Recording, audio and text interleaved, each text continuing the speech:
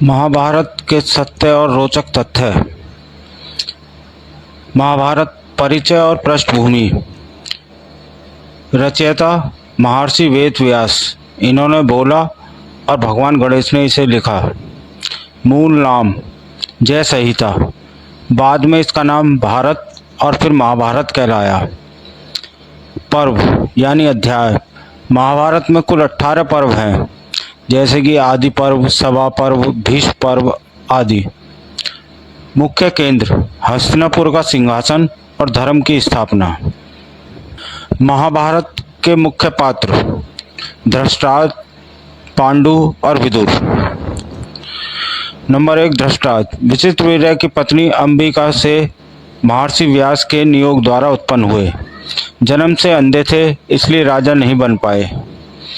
Number 2, Pandu Vichitravirya की पत्नी अंबालिका से महर्षि वेदव्यास के नियोग द्वारा उत्पन्न हुए।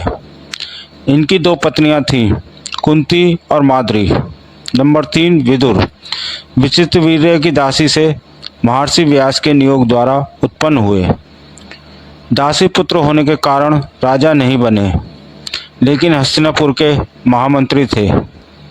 कुरुक्षेत्र का युद्ध, सेना और बल। युद्ध 18 दिनों तक चला। इसमें कुल 18 अक्षौणी सेना ने भाग लिया। पहला पक्ष था कौरव।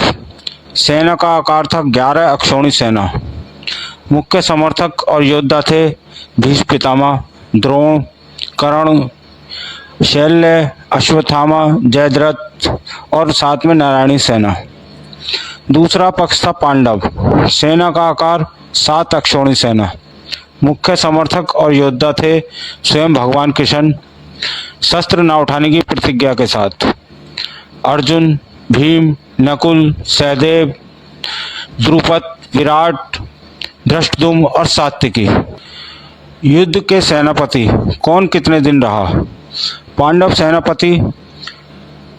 पांडवों की पूरी सेना के मुख्य सेनापति धृष्टद्युम्न, जो कि द्रौपदी के भाई थे, जो पूरे 18 दिन तक इसी पद पर रहे।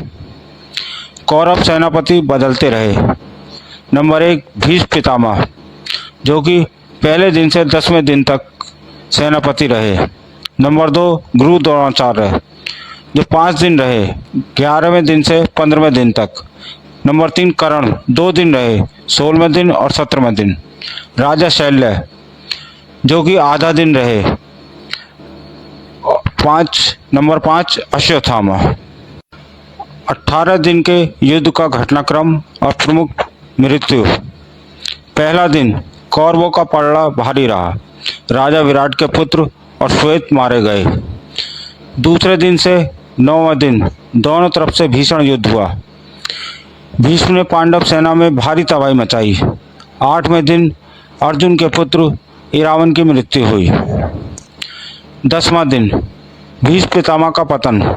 अर्जुन ने शिखंडी की आड़ लेकर भीष्म को तीरों से छलनी कर दिया। भीष्म ने इच्छा मृत्यु के वरदान के कारण सूर्य के उत्तरायण होने तक प्राण नहीं त्यागे। 13वां दिन अभिमन्यु वध।